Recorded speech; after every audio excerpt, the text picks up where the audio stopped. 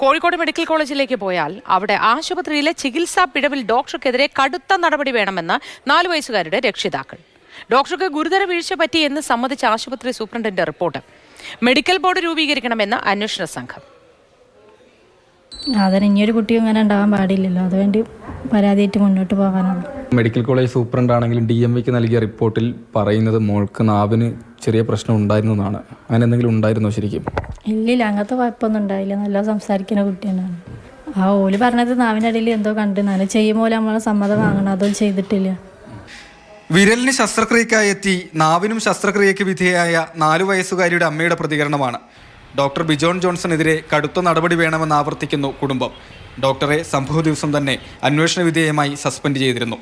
അതേസമയം കുട്ടിയുടെ നാവിന് പ്രശ്നങ്ങൾ കണ്ടതിനാലാണ് ശസ്ത്രക്രിയ നടത്തിയതെന്നാണ് ആശുപത്രി സൂപ്രണ്ടിന്റെ പ്രാഥമിക അന്വേഷണ റിപ്പോർട്ട്.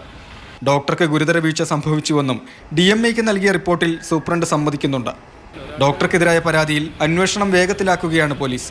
കുട്ടിയുടെ ബന്ധുക്കളുടെ മൊഴി ഇതിനകം രേഖപ്പെടുത്തി മെഡിക്കൽ ബോർഡ് രൂപീകരിക്കണമെന്നാവശ്യപ്പെട്ട DMOയ്ക്ക് കത്ത് നൽകും. ചികിത്സാ പിഴവ് കേസുകളിൽ മെഡിക്കൽ ബോർഡ് ചേർന്നാണ് തുടർ നടപടികൾ സ്വീകരിക്കേണ്ടത്. മെഡിക്കൽ കോളേജ് അസിസ്റ്റന്റ് കമ്മീഷണറുടെ നേതൃത്വത്തിലാണ് പോലീസ് അന്വേഷണം. മാതൃഭൂമി ന്യൂസ്, കോഴിക്കോട്.